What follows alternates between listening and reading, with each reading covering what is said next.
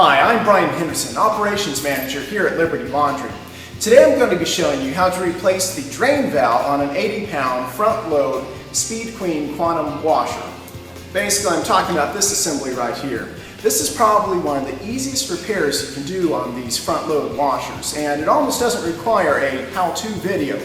But if you're a fellow laundry owner like me, then you're going to want to know how to do this, because once you get the replacement part, the repair takes just a few minutes, and there should be no reason for you to be calling a service technician to come and make a service call, work on your machines, because one, you're paying for the service fee of that, and two, you're losing time.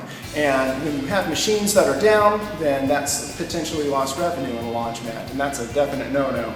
So let's go ahead and take apart this washer here, and we'll take out the old one, we'll inspect the drain valve, and we'll install the new one.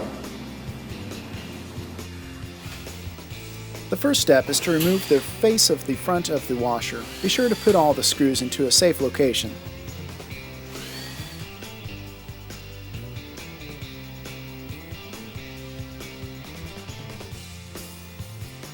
Probably the most important note of all is to be sure to cut the power to the washer before working on it. I've skipped the step before and it was a mistake, so don't do what I did and be sure you cut the power. You'll probably want to place a towel down in order to keep things dry once you remove the drain valve assembly. Now, using a 5/16 nut driver, go ahead and loosen the two hose clamps that holding on the drain hose on the front part of the washer.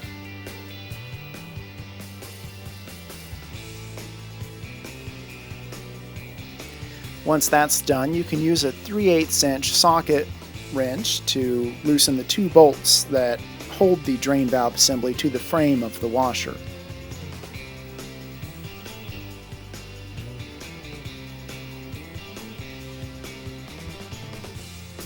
Now, before disconnecting the wiring going to the coil of the drain valve, be sure to take special note where these three wires connect. There are two that go to the coil, and then one that's connected to ground. That's the green and yellow wire in this case.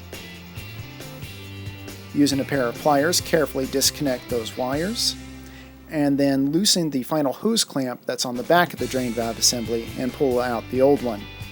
Now on the new one, be sure you snap the little shield in place that goes over the coil for the drain valve. And now reinstalling the new drain valve is just a matter of reversing the steps. You might need an extra hand to help hold the valve assembly in place as you tighten on the back hose clamp.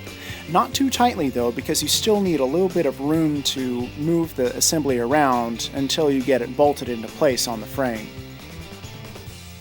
After you've got it bolted in place, you can then tighten down the hose clamp on the back, reconnect the wiring, and then reattach the front drainage hose.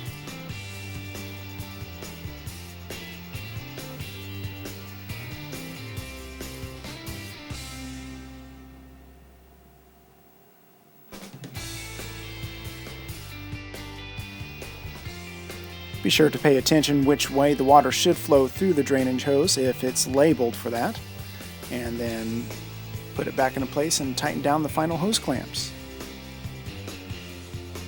Once that's done, you can go ahead and reconnect power, start the washer up, and check to see if there are any leaks.